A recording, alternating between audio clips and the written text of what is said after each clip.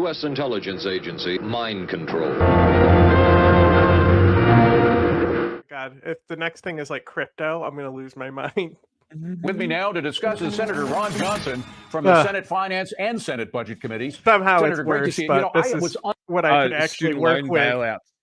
Yeah, I said somehow it's worse. It's Fox Business, but at least I can work with this. I have something to say besides, yeah, Tesla sucks. Unaware. We just got some information from Maya McGinnis of the Committee for Responsible Federal Budget. She says that this particular batch of student loan debt relief is going to cost yeah, this all happened. Yeah, I'm pretty sure we've showed videos of him begging for a job and how he's like unhireable. That was just in the documentary, though. It was funny. Yeah, not the best. He's just like an absolute horrid human being. He will never get a real job. Yeah, no. That's now he hangs out with Keemstar, and is clinging to Keemstar to be exploited and laughed at by Keemstar's audience for being a fat loser. That's hilarious. Yep. Tens of billions of dollars. She said the president already has spent more than $600 billion on debt cancellation. That is as much as the federal government is slated to spend on all K through 12 education. We could certainly use the money there. That's why the Supreme Court said this is not something a president can do by snapping his fingers. He's got to go to Congress, to the Senate and the House, and you guys have to vote for it. But he's doing it anyway. Isn't he violating a Supreme Court decision by this? Yeah, this is a completely lawless administration. And it's not only just the Supreme Court that said President Biden didn't have the authority. Nancy Pelosi, when she was Speaker, said he didn't have the authority until he started doing it. Nancy Pelosi? I need to get that. The Joe Biden goes to Skyrim. The American taxpayer, hundreds of billions of dollars. It's money we don't have. It's a very simple and grotesque example of just trying to buy votes with money we don't have, plundering and mortgaging our children's future. And one thing I would point out to those college kids that I guess the ones that get their student loans forgiven are happy about it, but they need to understand the consequence. I mean, this massive deficit spending, driving up inflation, a dollar you held to start the Biden administration. Well, maybe the fucking loan system for schooling shouldn't be so fucking predatory then, you cunt. Did you think about that? No. Bro, you can't say that. Number on graph must go up. It's only worth 84 cents. That's why young people can't afford a home, because housing prices have doubled. Housing payments have doubled.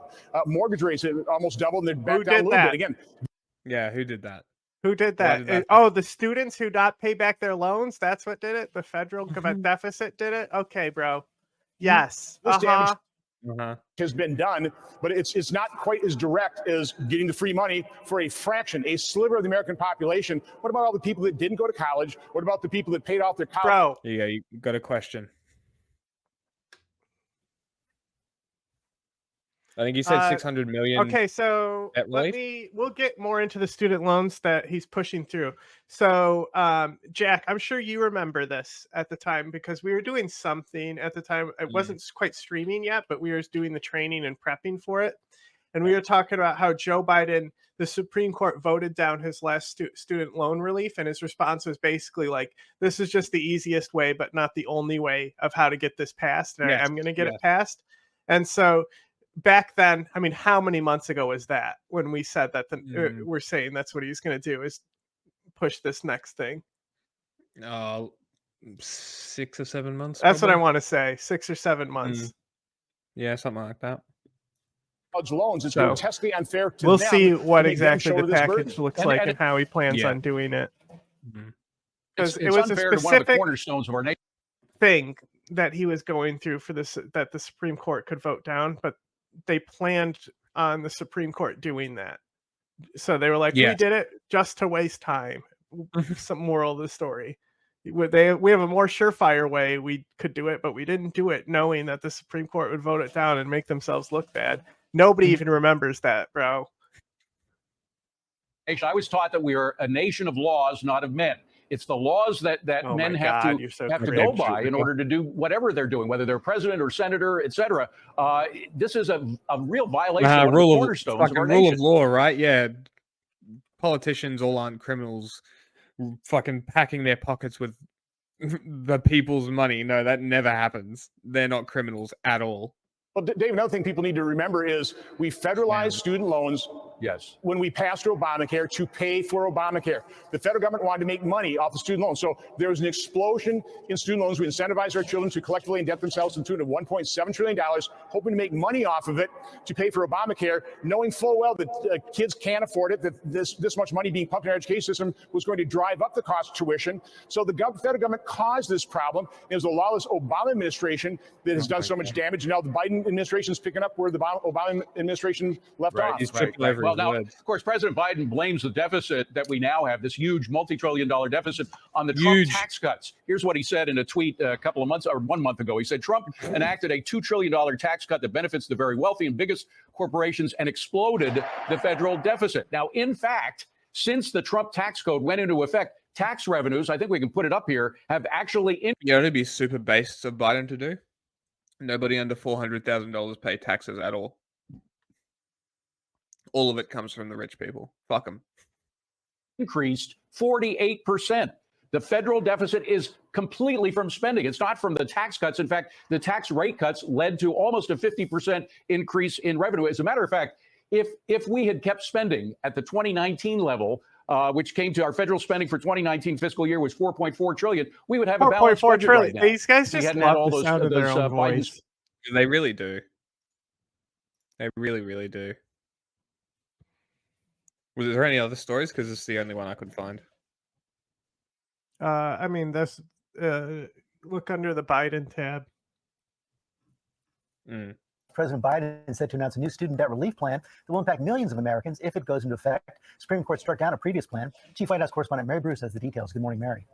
Good morning, George. Well, during a trip to the key battleground state of Wisconsin today, President Biden will unveil his new sweeping student loan plan, which could erase or lower debt for tens of millions of Americans. So here's what we can expect. The plan targets runaway interest, canceling up to $20,000 for the 25 million borrowers who now owe more than they borrow, and those making That's absurd. See, the way it's done in Australia is it's interest-free.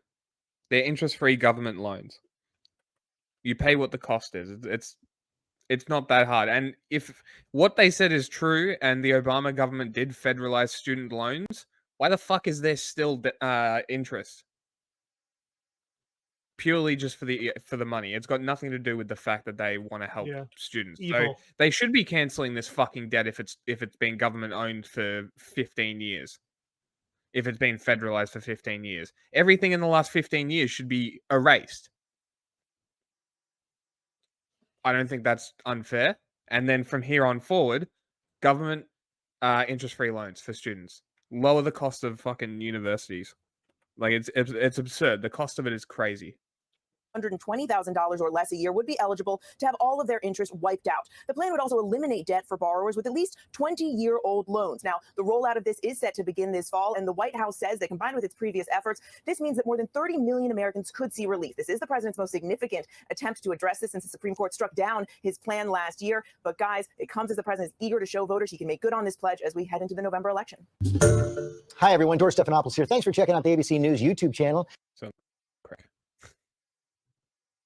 President Biden today announced new plans to cancel student debt for millions of borrowers. Lisa Desjardins is here with more. So Lisa, this is President Biden's broadest attempt at student loan debt forgiveness since the U.S. Supreme Court struck down his previous effort more than a year ago. Is that right? That's right.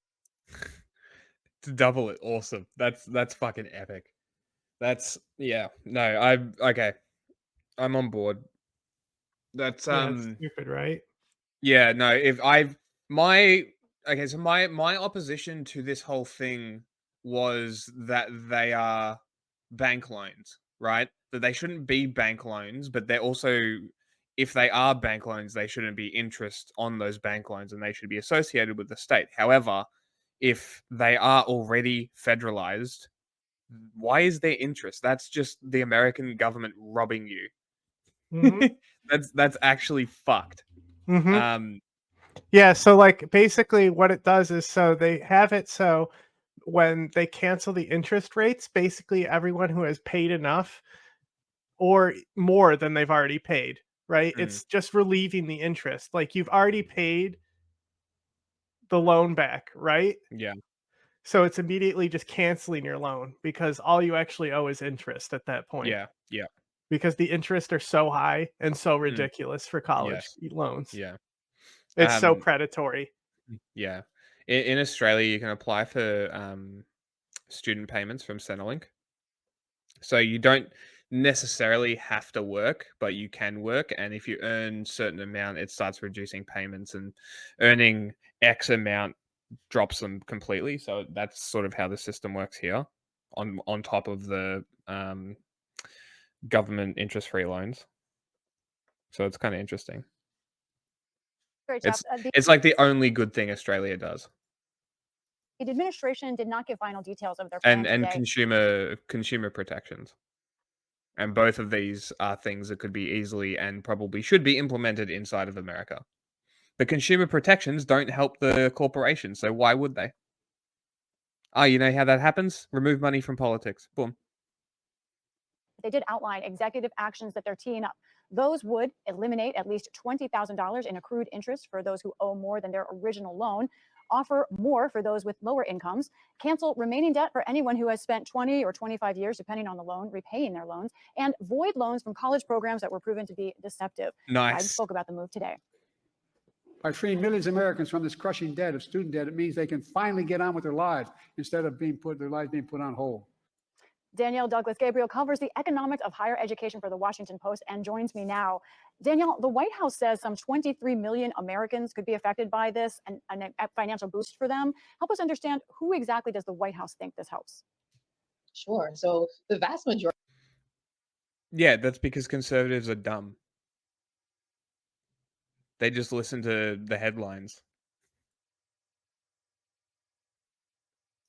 Of federal student loan borrowers could see some relief under this plan. And it's important to note there are many facets to the plan, 5 categories of borrowers in total, but perhaps the largest category that could deliver relief is the one that eliminates up to $20,000 in student loan interest from a borrower's balance. This is pretty common that borrowers may have borrowed, say, $20,000, but because of the way interest accrues on student loans, could owe twice as much over the lifetime of their loan. So this proposal would really help those folks. And the White House is saying about 25 million people will benefit from that part, but 23 million of that 25 could get their interest completely eliminated under this plan.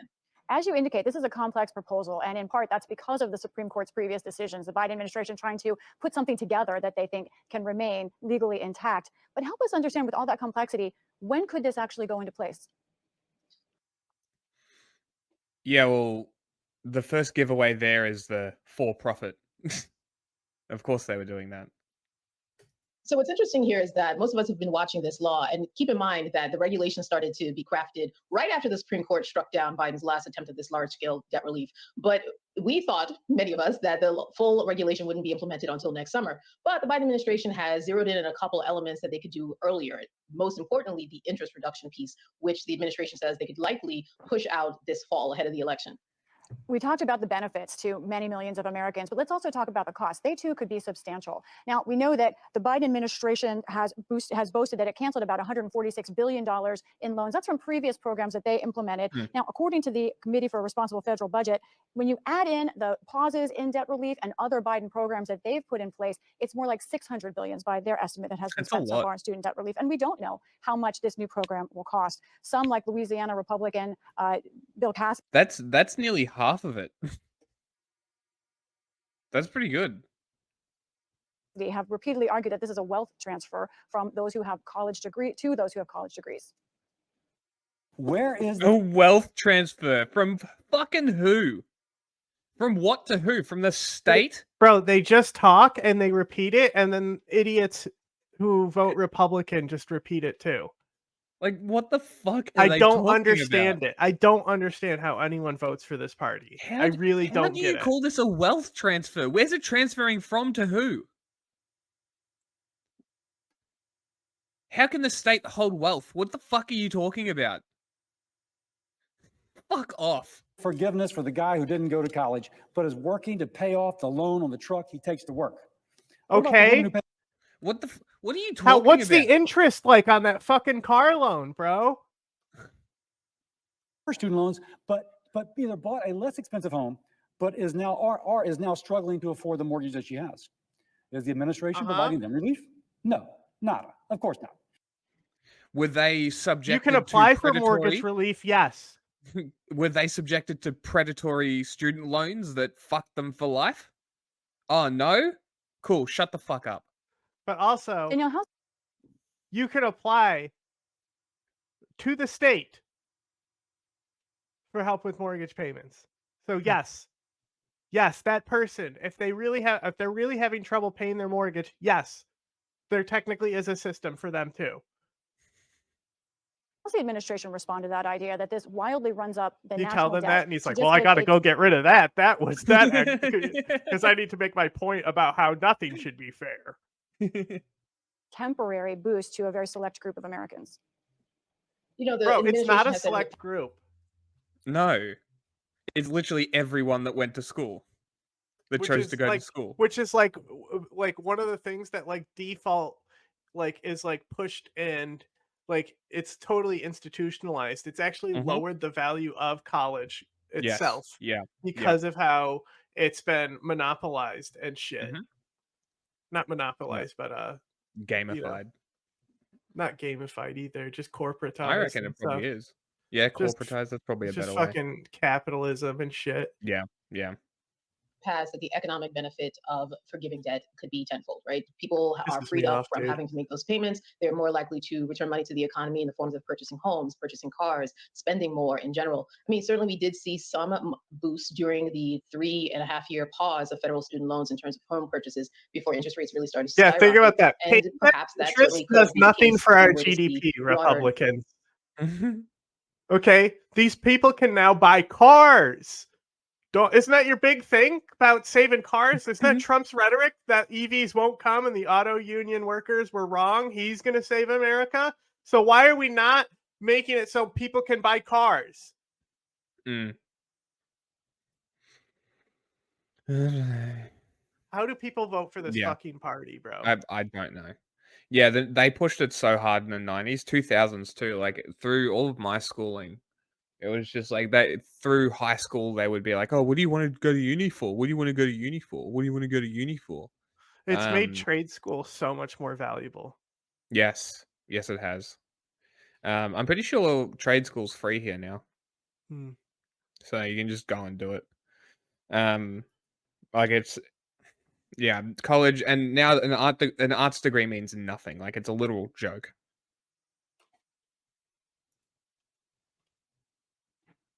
Like I just went Yeah. to like a really like it was only a couple like grand per semester for like the Mhm. shitty community college I went to. Like so like you know how like Syracuse is like the big journalism and media college, right? So like um people who already live here, instead of going to Syracuse for 4 years, they go to the local community college for 2 years because it integrates into Syracuse's media program, right? So you basically get the same type of like education and training in the industry that Yeah. you would get if you went 2 years to Syracuse University, except none of the debt, because it's like between like 5,000 to 10,000 per semester, like Yeah. depending on like what kind of financial aid you have or books and stuff like that. Mhm. So like I refused to buy textbooks. They were stupid expensive. I just never bought them. yeah, I didn't really need them for my degree, but also Mm. like the stuff that I went for is more like a trade job, where it's not like you're not like sitting in a classroom, like you Mm. like are in a TV studio making things. Yeah. So it's like worth it like that to the like knowing just audio standards, Mhm. you know, basic training in editors, stuff like Yes. that. It's actually useful. Yeah. What I went to school for. And I would say that my journalism or well, communications degree technically Yeah, that's what um mine is. Mine's was yeah, electronic was communications. definitely useful. Because I specialize specifically in journalism. So I had the journalism specific classes. So unfortunately that's most of my experience. Like um I I don't did even have the degree because I didn't finish the mm. electives. Like, why am I gonna go like, I don't give a shit. Like, the Yeah. degree is nothing. A degree literally means nothing Yeah. nowadays. Yeah. Like I want the stupid piece of paper because I did it, but it's being held I up could because go, South like, take a Carolina. like, a 3 credit class and get it. Mm, yeah. I need $500. I just don't have $500, so I can't get my stupid piece of paper because South Carolina apparently I owe them money. So Like because like like I don't know like what exactly I had, but like you had to maintain you had to go full time to like basically get the aid that I had, right? yeah. So like my first semester, I was like whatever it is when you're at the top like 10% of the class, Mm. right? So Yeah. like I was at the top there. Like you have to be like you have to have like a 3.9 or 3.8 or something. Like Yeah. I had really high the first year. And Mhm. then the last semester like I um didn't like take this required amount of classes because I wasn't intending to do them all, but I still wanted Mhm. my news classes. And then like a bunch of people in my family died, so I got fucked over and had to go back for another semester because I had to leave the classes I actually wanted to do Yeah.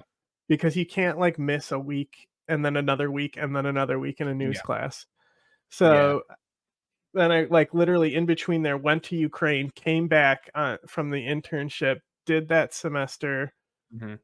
and then went to Ukraine again in the middle of that semester, fucking it Yeah. up again, but still finishing the class by basically I took the position of being a producer, so I didn't have to like Mhm. I just had to set up a show instead of like making like a news story with packages and stuff. So I got like the first half of that off, so I was able to go back to Yeah. Ukraine. Mhm. And then I just didn't complete all the electives. Like I was like Fucking yeah. out of there. Ball State was on the list of possible universities that I was going to go to when I went to the US. Ball State. It was one of the shortlisted ones. Um, I think that passing rates are fucking stupid. If I want Mhm. to pay for a uni degree and I don't pass the class, it shouldn't fucking matter. Well, that's the whole thing. Is like if these people try to come in and gig economy it, being like Mm. it's master class, you know, Yeah. real actual, training. Yeah, so I've like because I've failed a couple classes, but specifically like English based ones, like a history class, because it's all essays and I fucking hate essays. You see why I put it in politics, bro? It's funny. It's still in there, right? Or did Yeah. it switch back to talk show? I'll double check. It's politics. Good. See? Um, but yeah, the what was I talking about? The classes. Yeah, the classes. It's like English classes. It was a history class. I think World War Two. I know a lot about World War Two, but to put it down in an essay, fuck yourself. Get fucked. Oh, I'm just bro, gonna learn. dude. Fuck off. So I took like a class, and it was like around like the Civil War is like in the Mm, center of the class, right? So it's all around that era, and the essays that they made us write for the finals and the midterms, they were like, mhm. write it as the first person, like you were there. Fuck off! No, do not make me fucking do that. Oh my god, I'm just gonna stare at the page, be like, this is cringe. Like, just let me fucking write down the information, you fucking weirdo. But I'm and So I did it you've seen anyway. I didn't do the first person narrative. I wrote a traditional essay, and he gave me a basic as passing grade as you could get. And I said, "Thanks, hilarious. required class."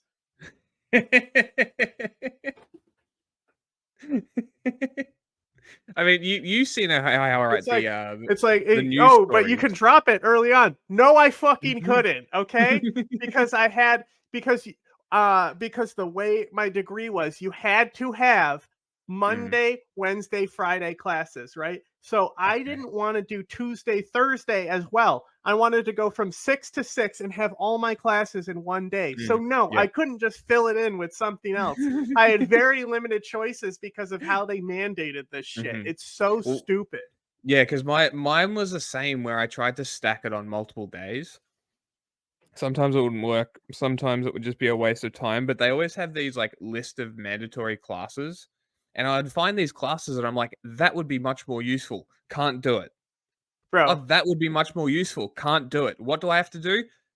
This class that is a non-related sociology class about like how people interact. Like, fuck off. Bro, like one of the required classes we had was computer information systems 100. And like Yep. most of the people who are in that degree are in like hotel management and business, Yeah. right? It's literally like how to turn on a computer and open up Microsoft Word, the class, right?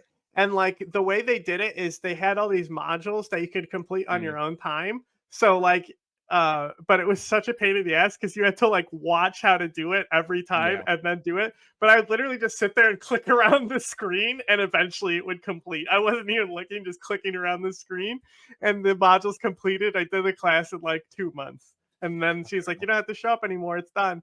Which was at least that easiest class of all time. Yeah, I mean, one of the big things that annoyed me is because I wanted to complement my journalism degree with filmmaking classes, and they explicitly told me that I couldn't do that. Are you fucking kidding me? Like, I have to go and do a master's degree to do filmmaking stuff.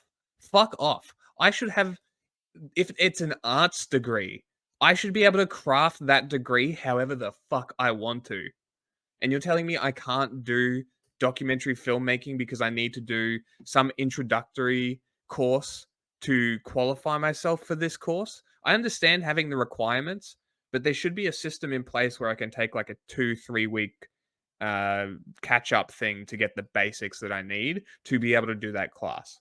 I don't think that's out of the ordinary or out of the picture. There were some classes where I was the only communication student. Oh, I also dropped out of high school technically. So like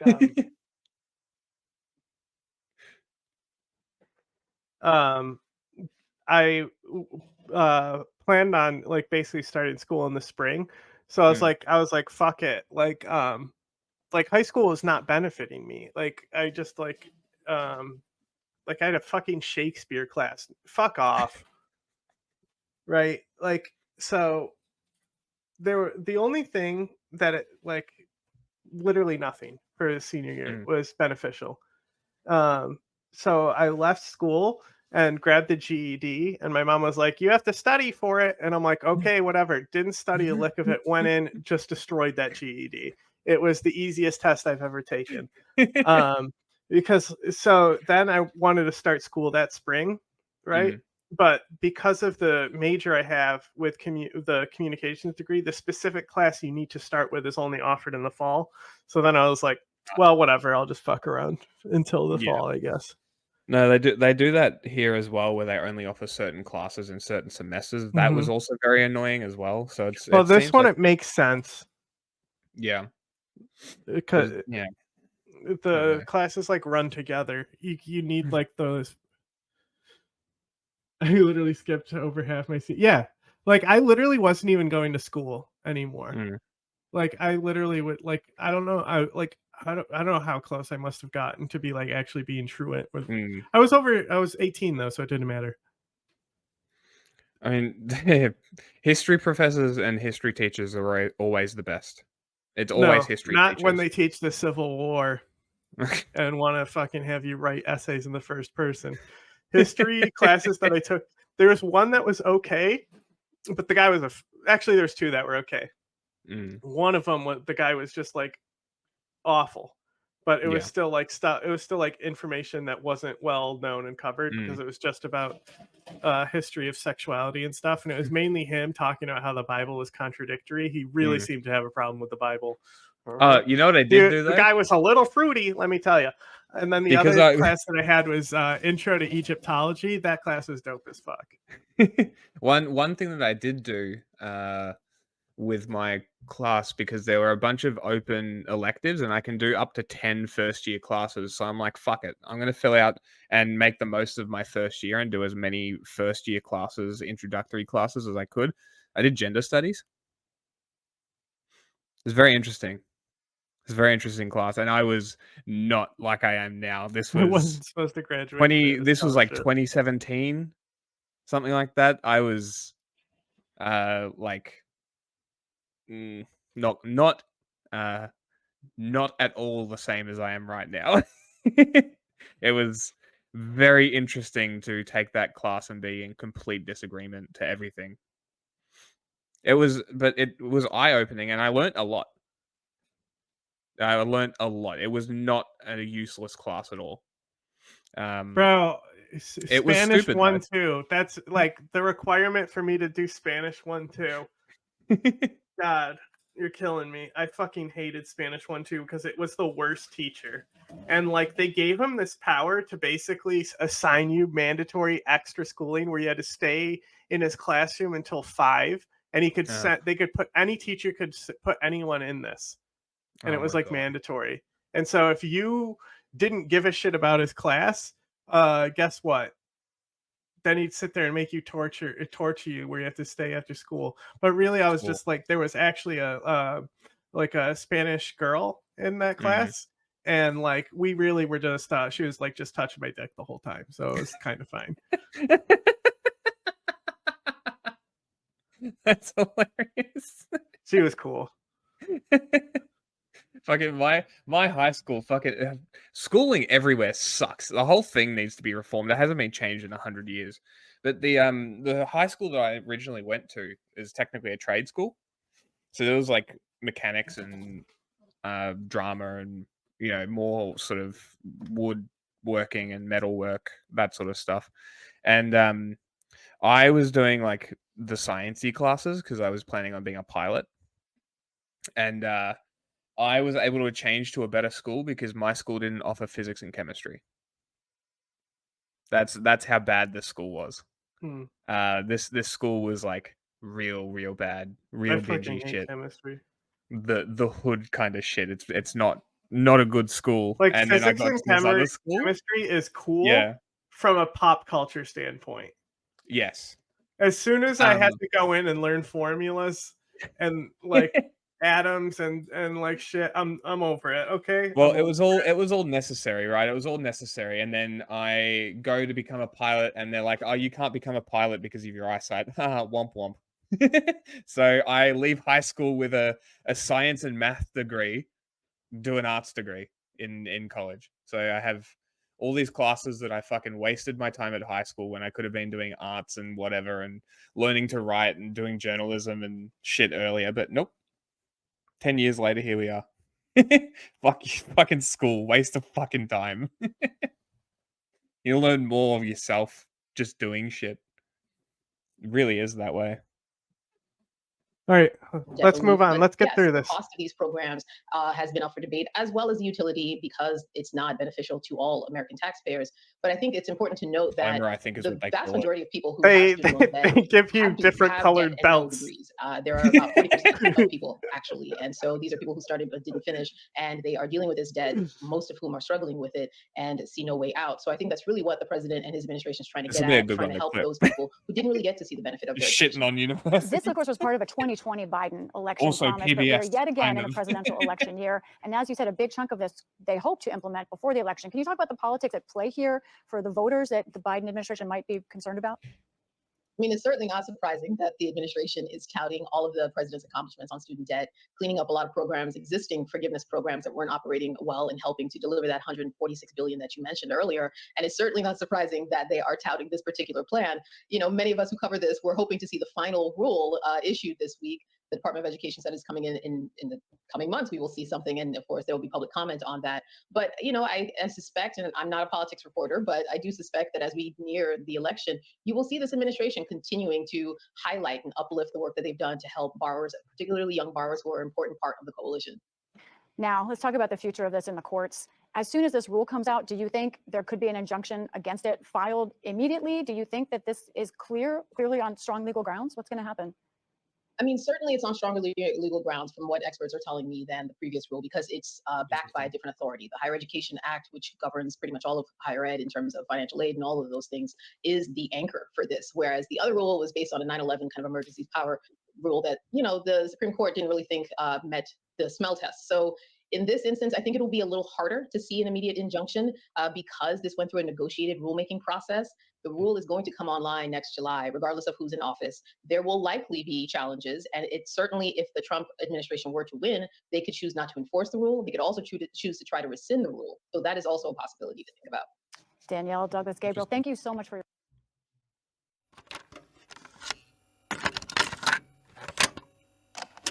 Are you aware of a CIA psychological profile about you, sir? Would you be interested in hearing what the CIA had to say? This secret study portrays as a brilliant but dangerous megalomaniac who is likely to pursue his own aims in disregard of U.S. interests. He's an uncertain ally. Shall I go on, or would you prefer that I stop, sir?